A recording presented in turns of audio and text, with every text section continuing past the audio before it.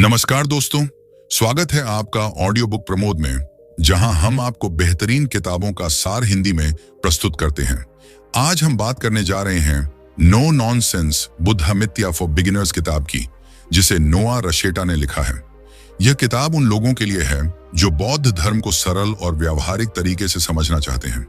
क्या आपको कभी लगा है कि जीवन में शांति और संतुलन पाने के लिए आपको किसी कठिन धार्मिक प्रक्रिया से गुजरना पड़ेगा?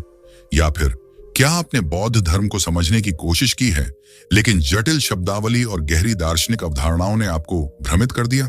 अगर हाँ, तो no nonsense Buddham for beginners आपके लिए बिल्कुल सही किताब है। यह पुस्तक बौद्ध धर्म के मूलभूत सिद्धांतों को बेहद सरल और व्यावहारिक भाषा में प्रस्तुत करती है। लेखक नोआ रशेटा का उद्देश्य है कि वह बौद्ध शिक्षाओं को रोजमर्रा की जिंदगी में लागू करने में आपकी मदद करें, बिना किसी जटिल परिभाषा या आध्यात्मिक दिखावे के। यह किताब न केवल बौद्ध धर्म की मूल बातें सिखाती है, बल्कि यह भी बताती है कि हम इन शिक्षाओं को अपने जीवन में कैसे अपना सकते हैं। बौद्ध धर्म सदियों से आत्मज्ञान, ध्यान और आंतरिक शांति का मार्गदर्शन देता आ रहा है, लेकिन अक्सर जब हम इसे समझने की कोशिश करते हैं तो हमें कठिन ग्रंथ, गूढ़ शब्द और गहरी दार्शनिक बातें सुनने को मिलती हैं। इससे कई लोगों को यह गलतफहमी होती है कि बौद्ध धर्म केवल संतों, भिक्षुओं या धार्मिक आस्था रखने वालों के लिए है। नोआ रशेटा इस धारणा को पूरी तरह से तोड़ते हैं। वह कहते हैं कि बौद्ध धर्म केवल आस्था का विषय नहीं है, बल्कि यह जीवन जीने का एक तरीका है। यह हमें सिखाता है कि हम अपने विचारों, भावनाओं और जीवन की परिस्थितियों को कैसे समझें और उनके साथ कैसे तालमेल बैठाएं। पुस्तक की मुख्य विशेषताएं: सीधी और सरल भाषा।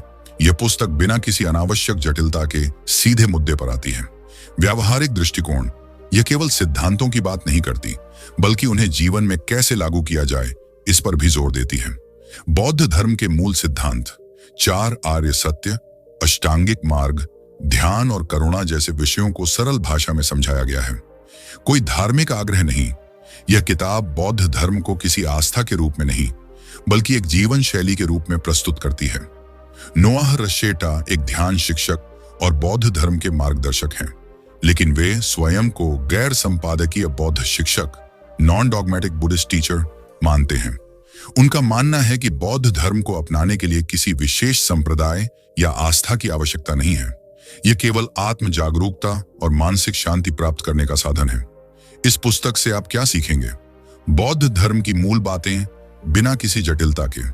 अपने जीवन में जागरूकता और आत्मनिरीक्षण कैसे बढ़ाएं। ध्यान और मानसिक शांति की शक्ति को समझना। जीवन के उतार चढ़ाव को स्वीकार करने की कला। करुणा और संतुलन के साथ जीने की दिशा में कदम बढ़ाना। अध्याय 1: 4 आर्य सत्य, बौद्ध धर्म का मूल आधार। बौद्ध धर्म की नींव 4 आर्य सत्यों पर आधारित है।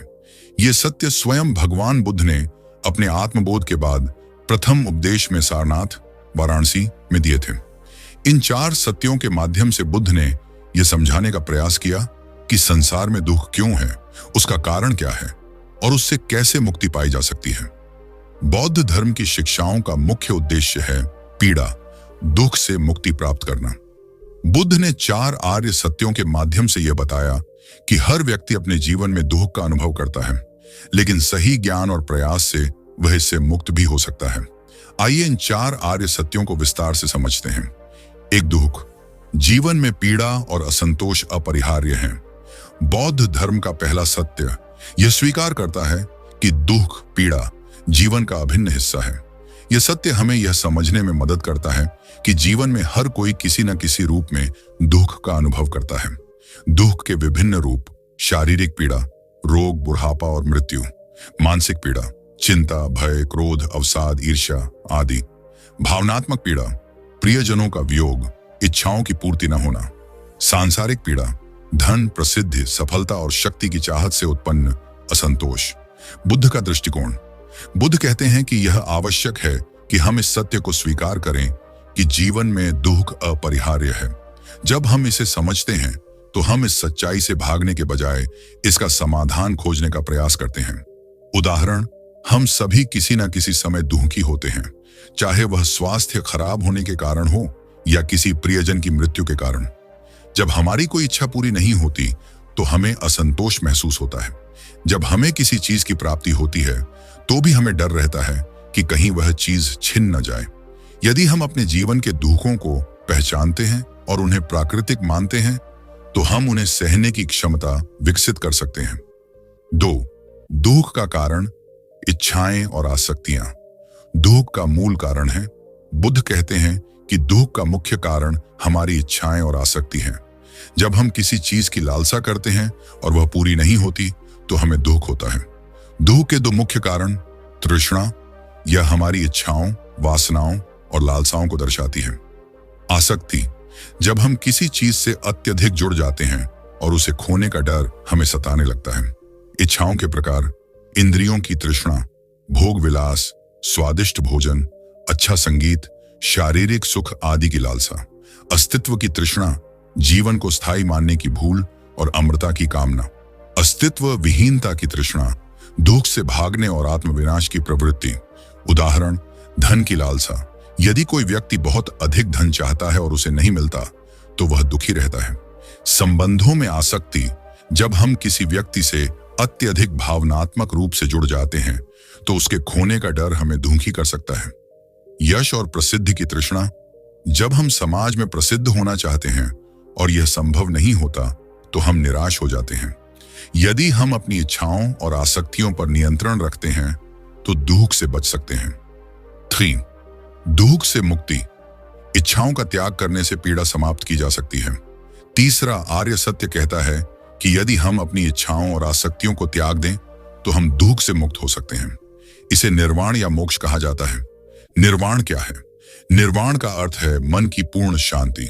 यह कोई स्वर्ग नहीं है बल्कि मानसिक अवस्था है जिसमें व्यक्ति सभी इच्छाओं और आसक्तियों से मुक्त हो जाता है। जब मन में कोई लोभ, मोह, क्रोध नहीं बचता तब व्यक्ति पूर्ण शांति का अनुभव करता है। कैसे प्राप्त करें निर्वाण? इच्छाओं और लालसाओं पर नियंत्रण रखें। भौतिक वस्तुओं के प्रति आसक्ति कम करें। ध्यान और आत्मनिरीक्षण का अभ्यास करें। अहंकार और स्वार्थ को त्यागें। करुणा और प्रेम को बढ़ावा दें। उदाहरण, एक संत जो सांसारिक सुखों और दुखों से परे है, उसने निर्वाण प्राप्त कर लिया है। कोई व्यक्ति जिसने अपने जीवन में संतोष और आंतरिक शांति को अपना लिया है, वह भी इस मार्ग पर है।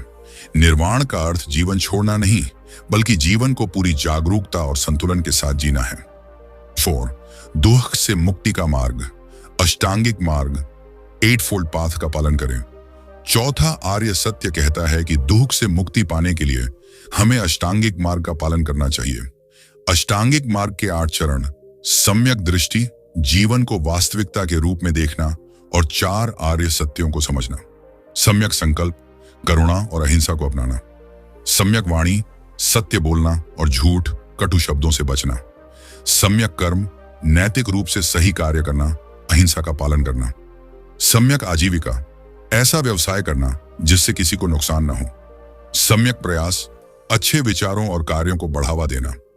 सम्यक स्मृति, वर्तमान क्षण में जीना और अपने विचारों पर ध्यान देना।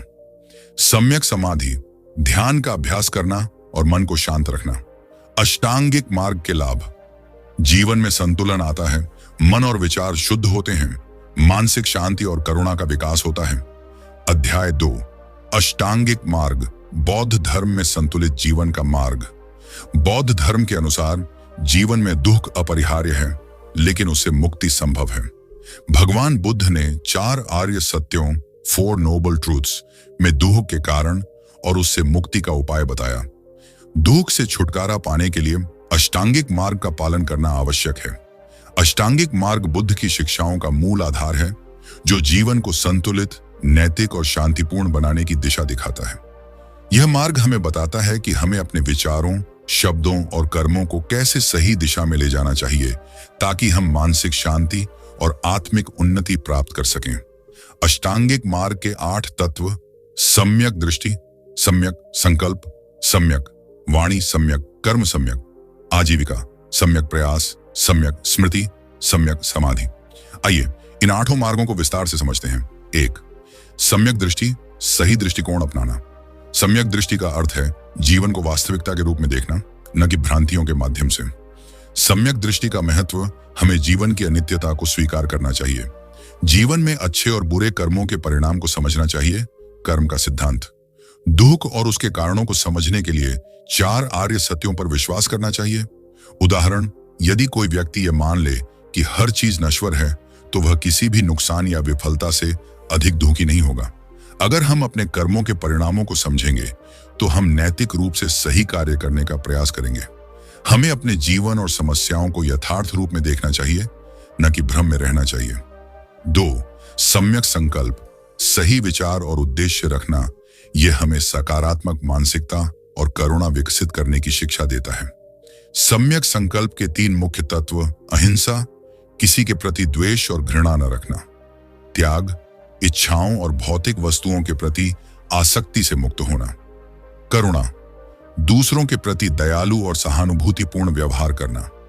व्यावहारिक उदाहरण, यदि कोई व्यक्ति गुस्से में आकर बदला लेना चाहता है, लेकिन वह करुणा को अपनाकर क्षमा कर देता है, तो यह सम्यक संकल्प का उदाहरण है।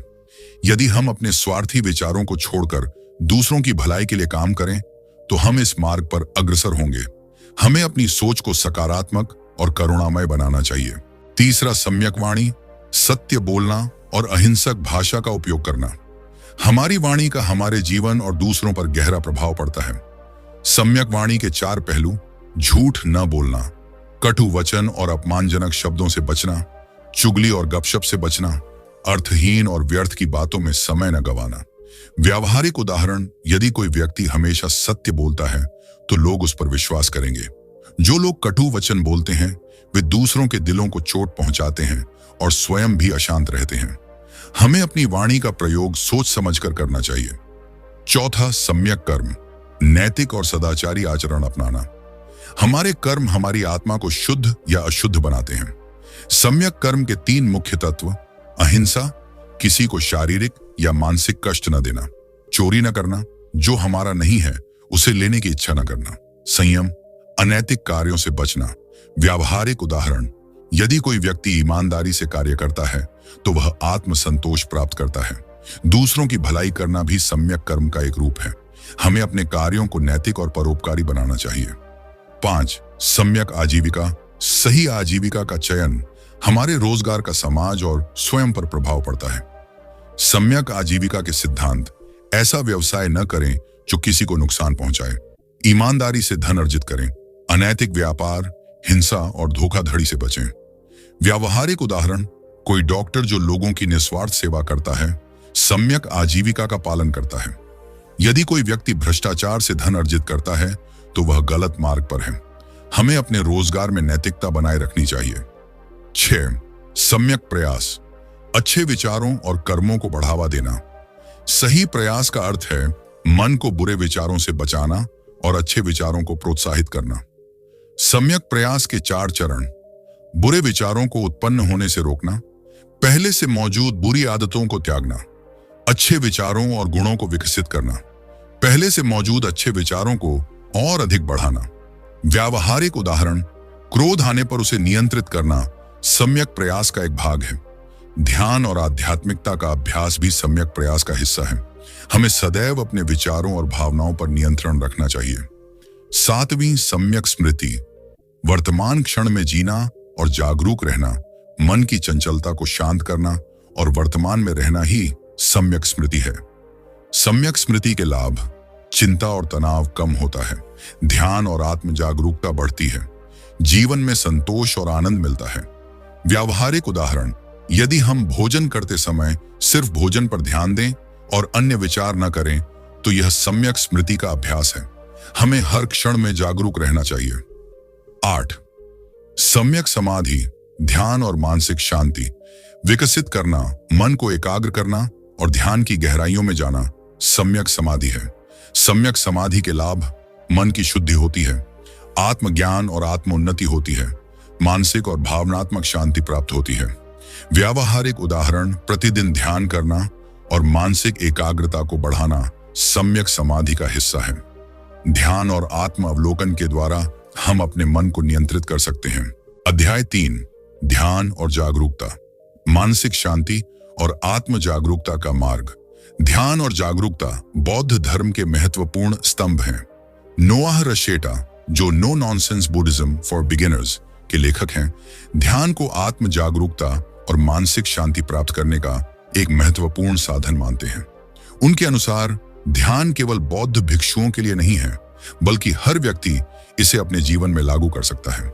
वर्तमान समय में जब तनाव, चिंता और मानसिक अस्थिरता बढ़ रही है, तब ध्यान और जागरूकता का अभ्यास सुखद, संतुलित और अर्थपूर्ण जीवन जीने में मदद कर सकता है।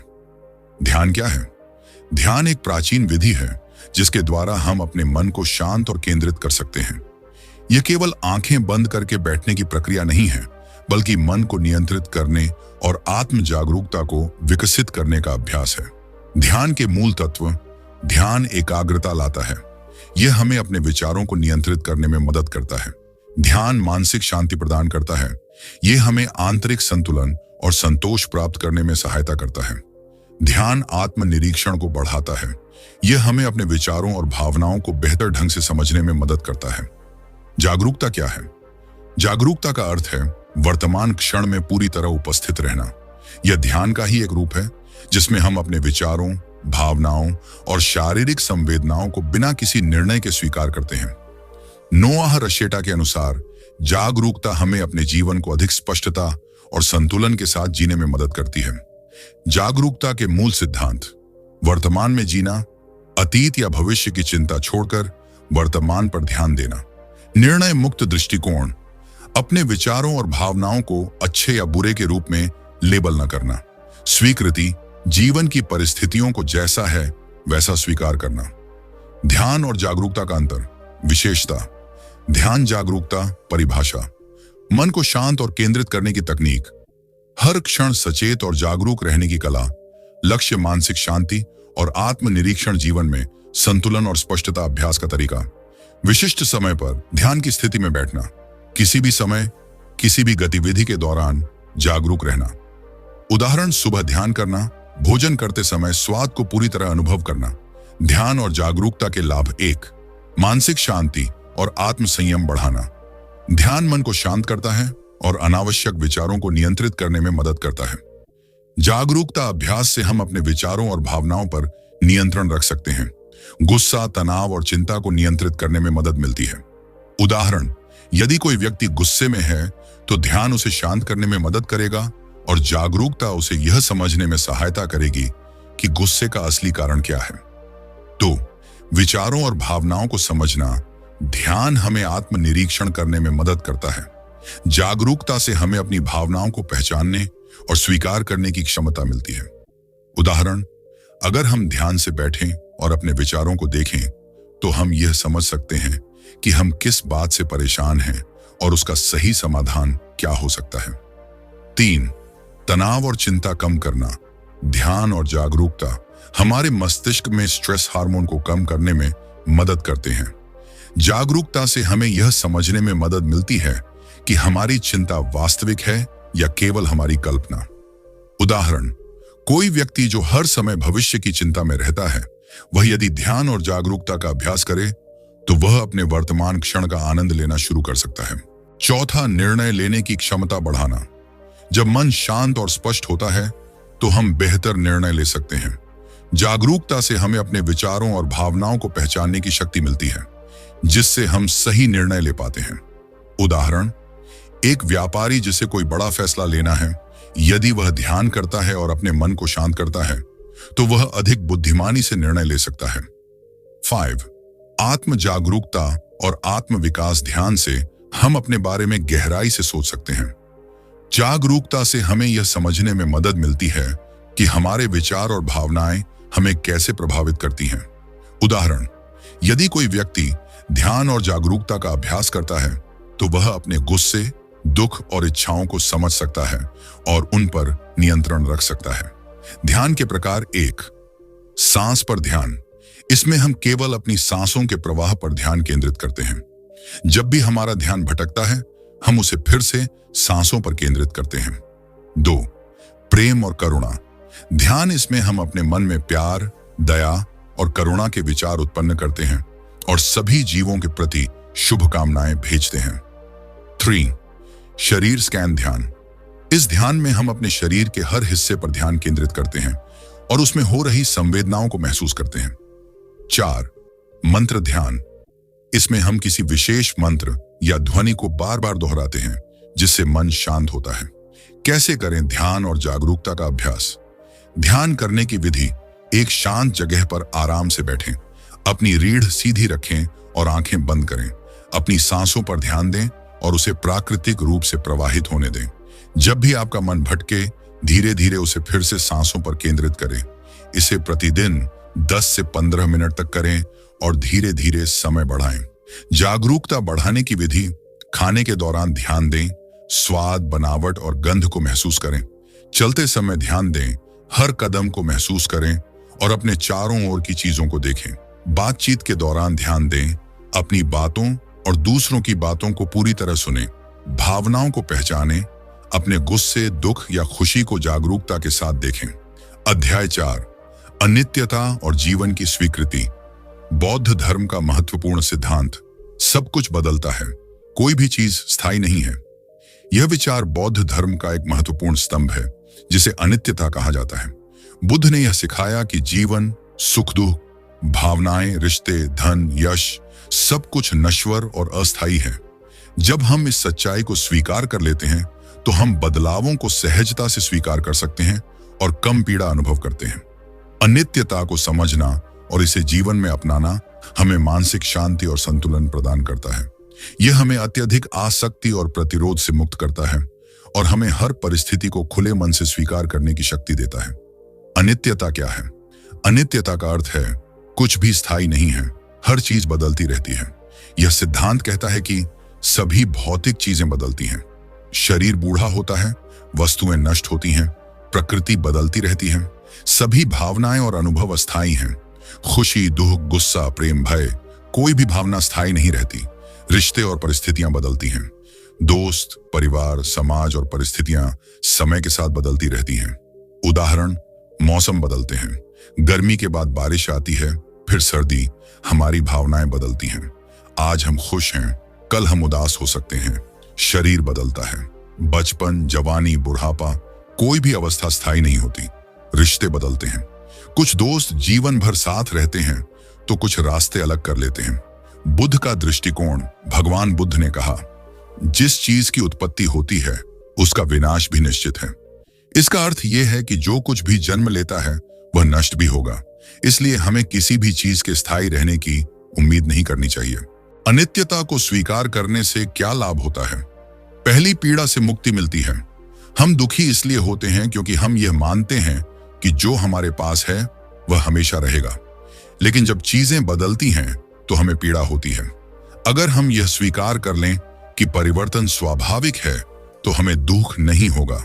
हम नकारात्मक भावनाओं से मुक्त हो सकते हैं। उदाहरण: यदि कोई प्रिय व्यक्ति हमें छोड़कर चला जाता है तो हम बेहद दुखी हो जाते हैं।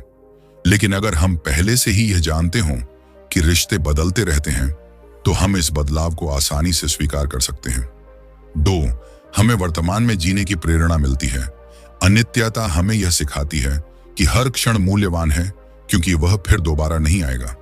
भूतकाल की चिंता करने या भविष्य की आशंका में जीने के बजाय हम वर्तमान को पूरी तरह से जी सकते हैं। हम अपने प्रियजनों के साथ बिताए गए पलों का आनंद ले सकते हैं क्योंकि हम जानते हैं कि वे हमेशा हमारे साथ नहीं रहेंगे। उदाहरण: अगर हम यह जानते हैं कि हमारा स्वास्थ्य हमेशा वैसा नहीं रहेगा तो हम वर्तमान में अपने शरीर का बेहतर ध्यान रख सकते हैं। 3, मोह और आसक्ति कम हो जाती है। हमारे दुख का एक बड़ा कारण यह है कि हम चीजों से बहुत अधिक आसक्त हो जाते हैं। जब हमें यह एहसास होता है कि कुछ भी स्थायी नहीं है तो हम चीजों को पकड़कर रखने की कोशिश नहीं करते। यह हमें अधिक स्वतंत्र और खुशहाल बनाता है। उदाहरण: धन की लालसा।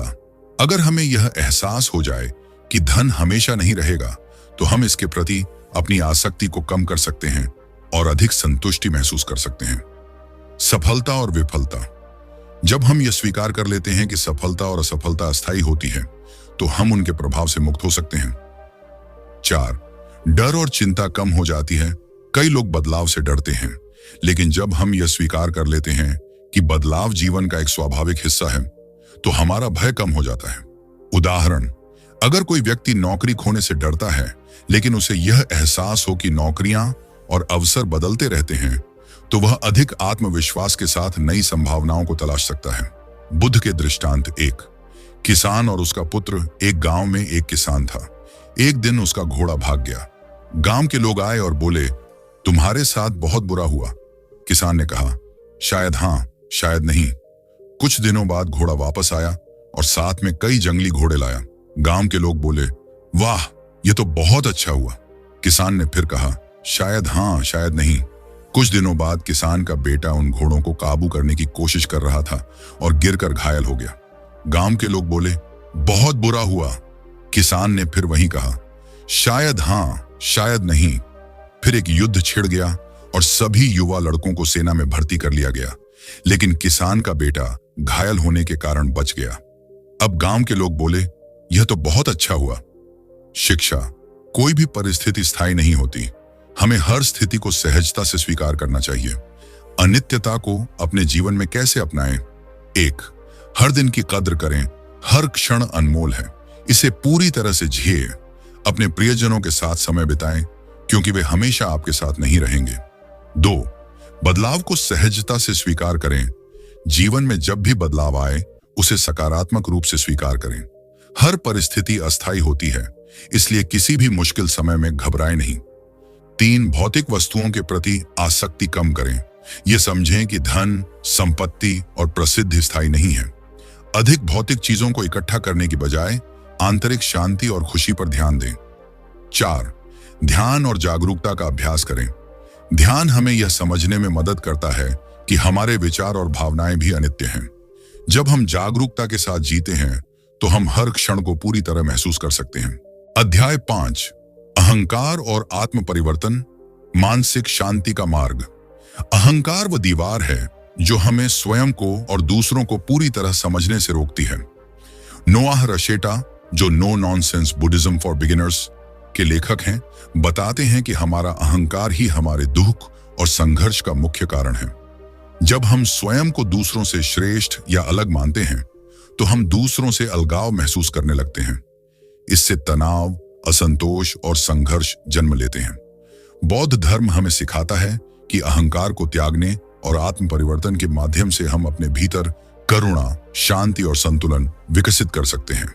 जब हम अपने अहंकार से मुक्त होते हैं, तो हम न केवल अपने दुख को कम कर सकते हैं, बल्कि दूसरों के साथ गहरी सहानुभूति और जुड़ाव भी महसूस कर सकते हैं। अहंकार क्या है?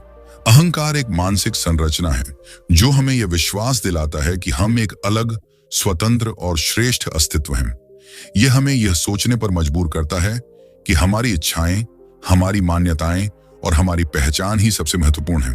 अहंकार के मुख्य लक्षण हमेशा सही होने की भावना, दूसरों की आलोचना करने की प्रवृत्ति, स्वयं को श्रेष्ठ मानना, अतीत की उपलब्धियों पर गर्व करना, क्रोध, ईर्ष्या और प्रतिस्पर्धा की भावना, परिवर्तन को अस्वीकार करना।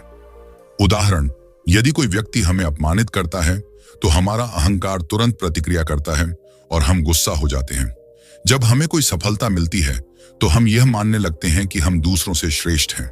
अगर कोई हमारी आलोचना करता है, तो हमें बुरा लगता है, क्योंकि हमारा अहंकार इसे स्वीकार नहीं कर सकता। बुद्ध कहते हैं कि अहंकार एक भ्रम है। जब हम इसे पहचानते हैं और इसे नियंत्रित करना सीखते हैं, तब हम सच्ची शांति और आत्म परिवर्तन की ओर बढ़ सकते हैं। कैसे अहंकार को त्याग कर आत्म परिवर्तन कैसे करें? 1. आत्म जागरूकता विकसित करें। हमें यह समझना होगा कि हमारा अहंकार हमारे विचारों और भावनाओं को नियंत्रित करता है। जब हम अपने अहंकार को पहचानने लगते हैं, तो हम इसे नियंत्रित करना सीख सकते हैं। हर बार जब हमें गुस्सा आए या हम किसी से तुलना करें, तो एक क्षण के लिए रुकें और सोचें कि क्या यह मेरा अहंकार बोल रहा है। दूसरी, विनम्रता को अपनाएं। अहंकार हमें यह सोचने पर मजबूर करता है कि हम सबसे श्रेष्ठ हैं, लेकिन वास्तविकता यह है कि हर कोई अपने जीवन के संघर्षों से जूझ रहा है। विनम्रता हमें यह सिखाती है कि हम दूसरों के प्रति सहानुभूति रखें और खुद को उनसे अलग न समझें। किसी से बहस होने पर अपनी गलती को स्वीकार करने का प्रयास करें। दूसरों की राय को खुले दिल से सुनें और उनका सम्मान करें। 3. करुणा और दया विकसित करें। जब हम दूसरों के प्रति करुणा और दया का भाव रखते हैं, तो हमारा अहंकार कम होने लगता है। हमें यह समझना चाहिए कि हम सभी एक जैसे हैं। हम सभी खुशी चाहते हैं और दुख से बचना चाहते हैं। हर दिन किसी के लिए कुछ अच्छा करने का प्रयास करें, बिना किसी स्वार्थ के। 4. अपने विचारों को बदलें। अगर हम जीवन को एक खेल की तरह देखें तो हमें हर जीत या हार इतनी गंभीर नहीं लगेगी। अहंकार हमें यह महसूस कराता है कि हम हमेशा जीतें, लेकिन सच्चाई यह है कि जीवन में हार जीत सामान्य है। जब भी आपको असफलता मिले, इसे अपने अहंकार पर आघात न समझें, बल्कि इसे सीखने का अवसर मानें। 5. ध्यान और जागरूकता का अभ्यास करें। ध्यान हमें यह समझने में मदद करता है कि हमारा अहंकार केवल एक भ्रम है। जब हम ध्यान करते हैं तो हम अपने विचारों और भावनाओं को एक निष्पक्ष दृष्टि से देख सकते हैं। प्रतिदिन 10 से 15 मिनट ध्यान करें और अपने विचारों का अवलोकन करें। जब भी अहंकार जागे, उसे पहचानने की कोशिश करें और उसे नियंत्रित करें। नो नॉनसेंस बुद्धमित्या फॉर बिगिनर्स से क्या सीख सकते हैं? नोआह रशेटा की पुस्तक नो नॉनसेंस बौद्ध धर्म के शुरुआती बौद्ध धर्म की जटिल अवधारणाओं को सरल भाषा में समझाने का प्रयास करती है। ये उन लोगों के लिए एक मार्गदर्शक है जो बौद्ध दर्शन को गहराई से समझना चाहते हैं, लेकिन बिना किसी धार्मिक रूढ़िवादिता के। यह पुस्तक हमें आत्म जागरूकता, मानसिक शांति और करुणा को अपने जीवन में शामिल करने की प्रेरणा देती है। 1. बौद्ध धर्म की मूल बातें। बिना किसी जटिलता के बौद्ध धर्म को समझने के लिए अक्सर लोग जटिल ग्रंथों और गूढ़ दार्शनिक विचारों से गुजरते हैं, लेकिन नोआह रशेटा इसे सरल और व्यावहारिक दृष्टिकोण से प्रस्तुत करते हैं।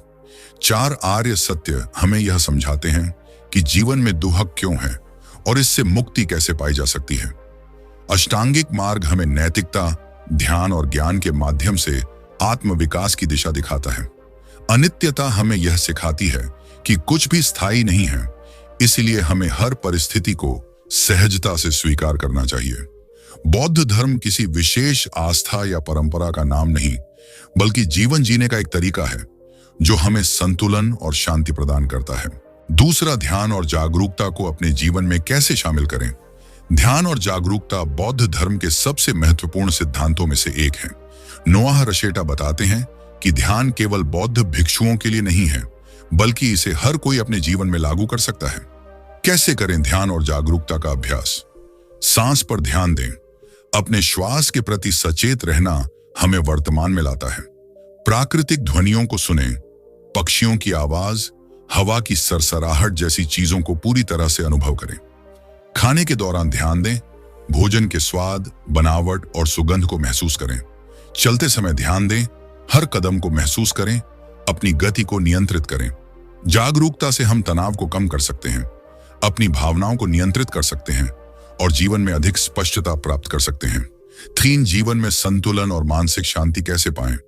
बौद्ध धर्म हमें मध्यम मार्ग अपनाने की सलाह देता है, जिसमें हम न तो अत्यधिक भोग विलास में डूबते हैं और न ही अत्यधिक कठोर जीवन जीते हैं। मानसिक शांति के लिए कुछ महत्वपूर्ण सुझाव। भविष्य की चिंता और अतीत के बोझ से मुक्त रहें। संतोष को अपनाएं और अधिक पाने की लालसा को त्यागें।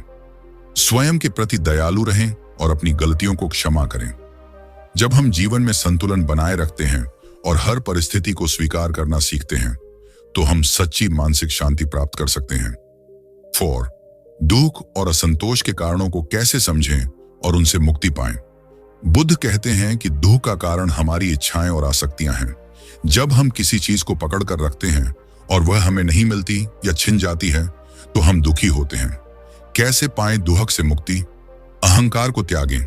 जब हम खुद को सबसे महत्वपूर्ण मानते हैं, तो हर छोटी बात हमें दुखी कर सकती है। परिवर्तन को स्वीकार करें। अनित्यता को समझकर हम हर बदलाव को सहजता से अपना सकते हैं। असंतोष से बचें। जो हमारे पास है उसी में संतोष पाएं। जब हम इच्छाओं और आसक्तियों से मुक्त हो जाते हैं, तो हमें सच्ची स्वतंत्रता और आंतरिक खुशी मिलती है। 5. करुणा और सहानुभूति का अभ्यास कैसे करें? बौद्ध धर्म में करुणा और सहानुभूति को बहुत महत्व दिया गया है। जब हम दूसरों के दुहक को समझते हैं और उनकी मदद करने का प्रयास करते हैं, तो हम अपने भीतर की नकारात्मकता को दूर कर सकते हैं। करुणा बढ़ाने के उपाय। दूसरों की भावनाओं को समझें। केवल अपने दृष्टिकोण से न सोचें, बल्कि दूसरों की स्थिति को भी समझें। निर्दोष क्षमा करें। यदि कोई हमें चोट पहुंचाता है, तो उन्हें क्षमा करने की शक्ति विकसित करें। छोटी छोटी अच्छाइयों का अभ्यास करें। किसी की सहायता करें बिना किसी स्वार्थ के। करुणा और सहानुभूति न केवल हमें दूसरों से जोड़ती है, बल्कि यह हमारे अहंकार को भी कम करती है और हमें आंतरिक शांति प्रदान करती है। तो दोस्तों, हमने आज no nonsense Buddhism for beginners के मुख्य सिद्धांतों को समझा। यह किताब हमें यह सिखाती है कि बौद्ध धर्म का असली सार जटिलताओं से बचना और सरलता से जीवन जीना है। जीवन के दुखों को समझना, उनसे निपटना और अंततः मानसिक शांति और सच्ची समझ हासिल करना बौद्ध धर्म का उद्देश्य है। यह केवल धर्म नहीं, बल्कि एक जीवन जीने का तरीका है। हमने देखा कि बौद्ध धर्म का अभ्यास हमारे मन को शांत करता है और हमें अपने जीवन में संतुलन बनाए रखने की ताकत देता है। ध्यान, सच्ची समझ और आंतरिक शांति के जरिए हम अपने जीवन में समृद्धि ला सकते हैं। इसके साथ ही यह किताब हमें अपने विचारों और भावनाओं को नियंत्रित करने की कला सिखाती है, जो हर किसी के जीवन के लिए महत्वपूर्ण है। अगर आपको यह वीडियो पसंद आया हो तो कृपया लाइक और सब्सक्राइब जरूर करें। साथ ही अगर आपको बौद्ध धर्म या इस विषय पर कोई और जानकारी चाहिए हो तो नीचे कमेंट करें। हम जल्द ही एक और नई किताब के साथ मिलेंगे। धन्यवाद।